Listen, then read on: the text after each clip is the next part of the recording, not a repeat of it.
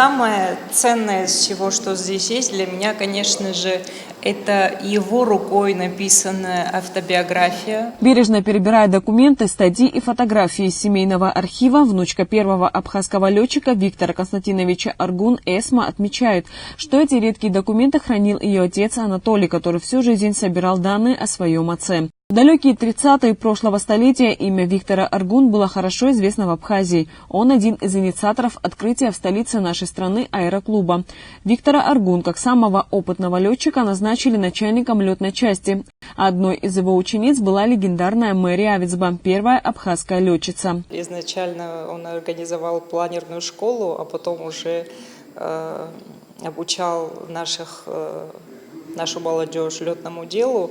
Конечно же, это удивительно еще в те времена, чтобы человек, было столько мужества, ответственность такую брать на себя, чтобы девушки, юноши молоденькие, что Мэри Авицба совершенно была молодой девушкой, и другие ребята, это, конечно же, я считаю, было великим мужеством.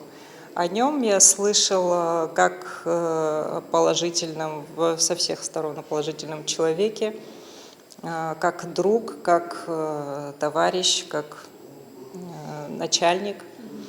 В 1941-м Виктор Аргун ушел на фронт. Защищая Кавказ, летчик погиб при исполнении боевого задания 18 декабря 1942 года в возрасте 36 лет. Сегодня на встрече, организованной Музеем боевой славы, семье Виктора Аргун были представлены редчайшие документы. Это письмо председателя ЦИК АССР Абхазии Нестора Лакоба с личной подписью, составленное за несколько месяцев до его гибели. В документе речь идет о первом абхазском летчике Викторе Аргун.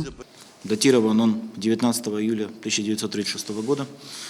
Адресован начальнику Главного управления гражданского воздушного флота Ткачеву. Подписан, соответственно, председателем ЦИК Абхазии Нестором Лакоба.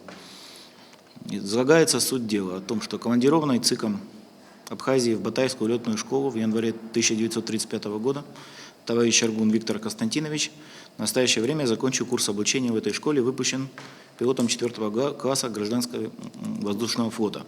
В порядке распределения кадров товарищ Аргун направляется в распоряжение Закавказского управления ГВФ. При командировании на учебу товарищ Аргун, как национала абхазца, так и написано, имелось в виду, что как специалист-пилот он будет использован для работы в пределах Абхазии.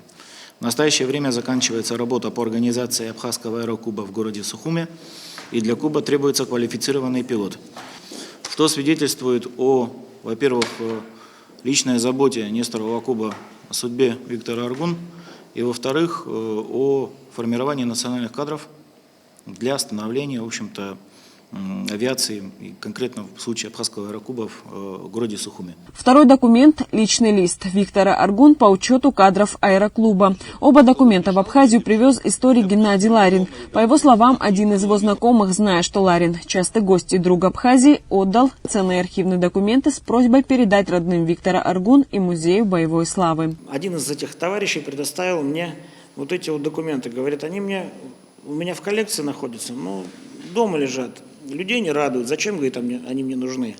Передай, говорит, пожалуйста, их в музей в Абхазский, пусть люди видят.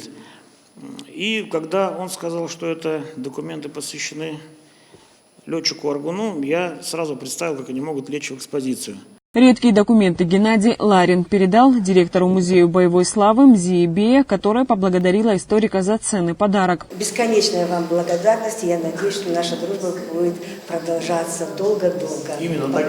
Покуда наши сердца бьются. Оригиналы документа правнуки Виктора Аргун, Владислав и Ильяна перенесли к экспозиции первого абхазского летчика. Анастасия Никонова, Сасракуагухава, Абаза ТВ.